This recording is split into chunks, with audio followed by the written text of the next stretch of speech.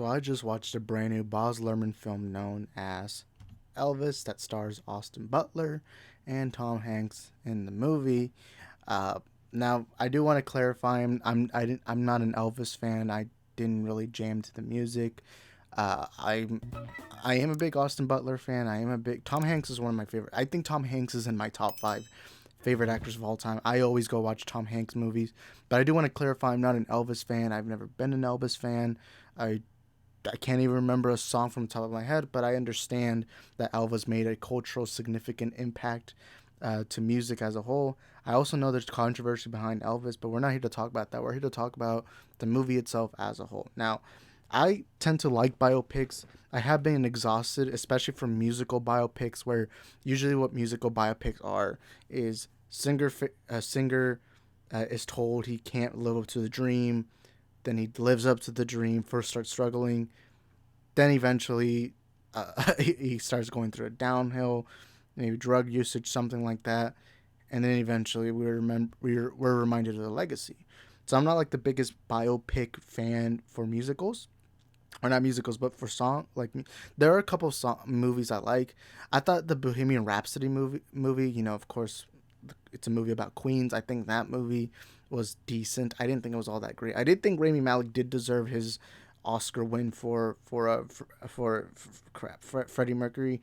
Crap, I don't even know why I'm freezing on the name, but I'm not like the biggest music biopic fan. However, I was interested in Elvis because when I went to go watch Doctor Strange: Multiverse of Madness, it was the trailer that stood out the most because I was surprised how good it was. We also know that Elvis had a cultural significant impact in bringing black culture into music. He was the first artist to start doing it, or at least I believe the artist to popularize it. And the movie does go a lot into that. Um, and of course, later on, that would lead to more, black artists being more accepted because did Elvis's popularity was during a time where black people weren't seen as equal towards white people. Now, the movie as a whole is honestly fantastic. If this movie had the chance to be a top five best movie, I don't think it's as good as the Batman. I don't think it's as good as Northman, Everything Everywhere All at Once. I don't think it's as good as Top Gun Maverick. Could it be top 10? I don't know, but I'll go as far as to say this: Austin Butler deserves to be nominated for Best Actor. Maybe not win it, but does deserve to at least be nominated. Because Austin Butler is fantastic in this movie. He feels like what Elvis is. I didn't know that much about Elvis's backstory, but when I saw it in this movie, I just went home and started listening to some Elvis music. Wouldn't say I'm still an Elvis fan, but I was surprised by how much I liked the movie. I think this movie, at least for the first 2 hours, is fascinating. It is an amazing movie.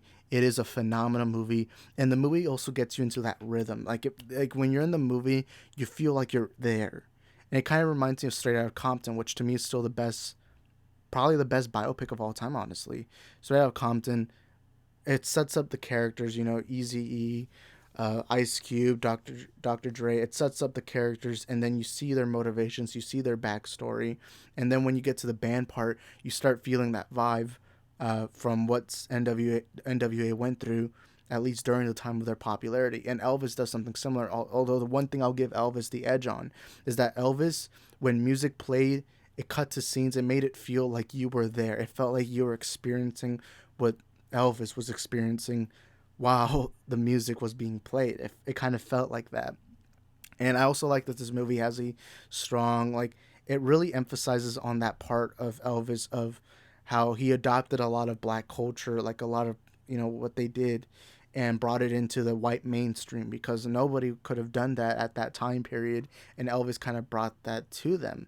Something that it was the first time white people saw that kind of dancing and all that. And it does go a lot into that. It goes into a lot of Elvis's backstory, and I love that. And Austin Butler is phenomenal. And again, Austin Butler, by the end of it, I think should be a top 10 nominated Best Actor.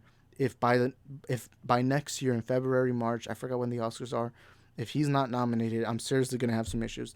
Tom Hanks in this movie is wonderful. Tom Hanks, of course, any other actor, this would be their best performance. But because Tom Hanks has so many iconic performances, this is only one amongst already a pile of great performances. And it's not his best, but his best is way too good to be being. And this is phenomenal. I think Tom Hanks was great in this. Of course, the standout is Austin Butler. He is, of course, Elvis himself. But every time Tom Hanks was on screen, I just loved seeing, especially the interaction between Austin and Tom Hanks. It felt genuinely amazing. Now, the reason why I started off the stream kind of saying, this movie could have been a top five.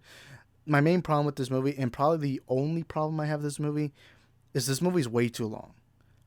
This movie should the movie is around 2 hours and 30 minutes, and to me, I can watch long movies. I mean, my favorite movie of all time is Zack Snyder's Justice League. It's a 4 hour film. I love Batman vs Superman Ultimate Edition. The Godfather trilogy is made up of entirely 3 hour films.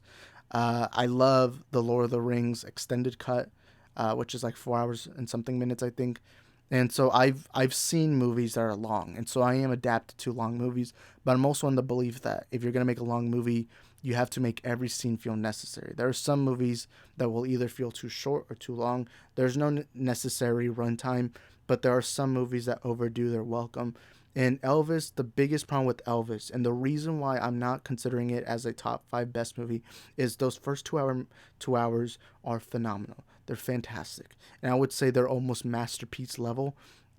However, it left on a sour note because I was getting so bored and so tired, and I was loving the movie, but about around the time the 2 hour mark ends, I'm just kind of like, and then when the movie ended, I'm like, oh, thank God. I didn't even wait or anything. I just, thank God. Usually when a movie ends, you should feel happy you spent your money. You should be happy being in the audience. You should feel like you just witnessed cinema. Even if it's an average movie, you should still, by the end of when the credits are rolling, you should still feel like, yeah, you know what, I had a fun and anything.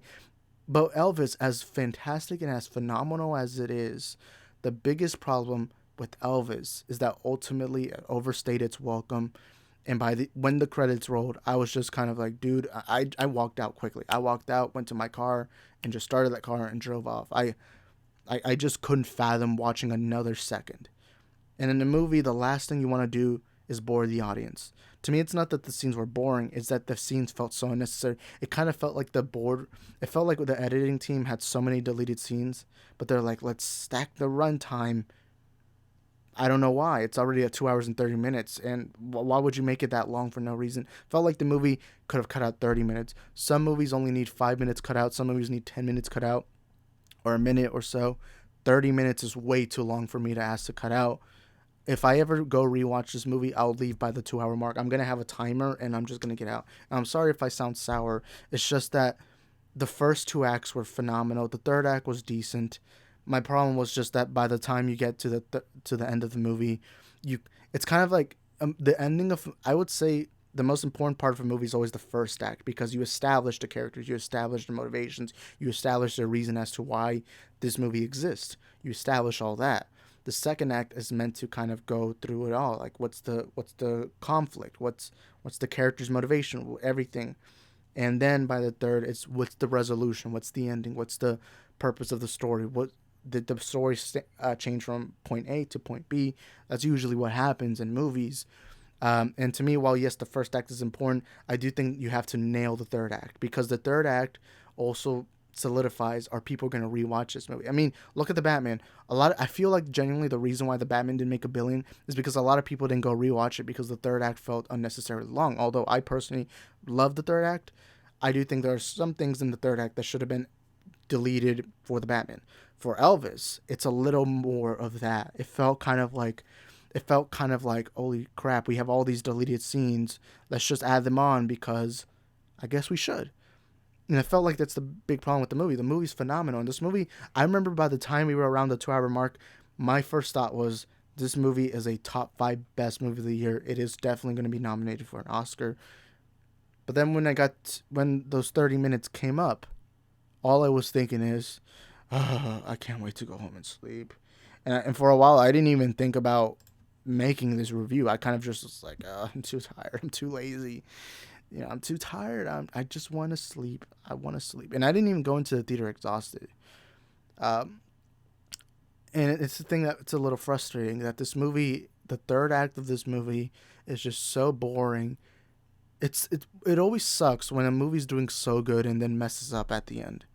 Like movies like that do tend to just feel so sour because you're enjoying this movie. It kind of feels like you're at a buffet and somebody's putting a plate of your favorite foods, maybe the best burgers ever, the best chicken sandwiches, the best fries, the best pizza, right there in front of you, and you're eating like a couple slices of pizza, like let's say two slices, and then you're there like, oh, I can't wait for the burger, but then somebody like yanks it out and says, all right, that's enough, and then you're like, oh, can I go home? No, you got to sit in that table for 30 minutes more.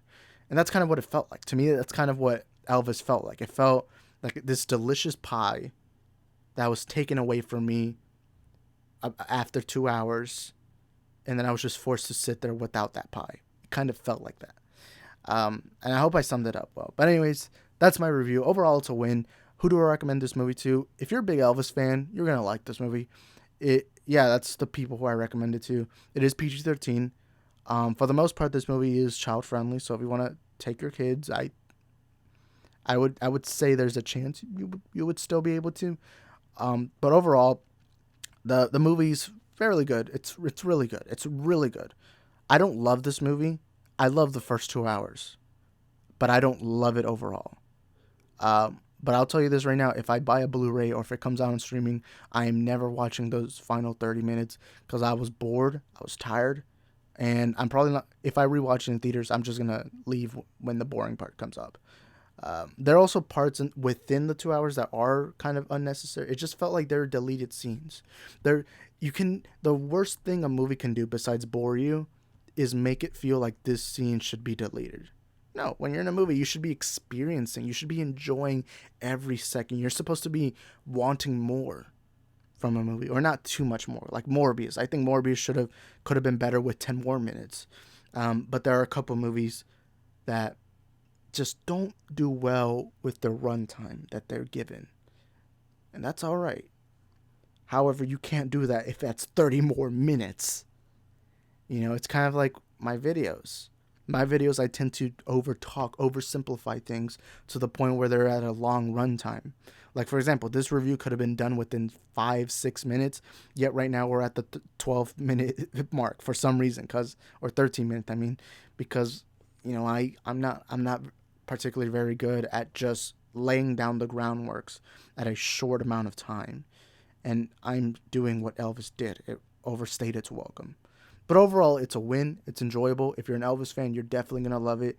Of course, they play a lot of Elvis songs in this. So if you're an Elvis fan, I feel like that's already enjoyable in and of itself.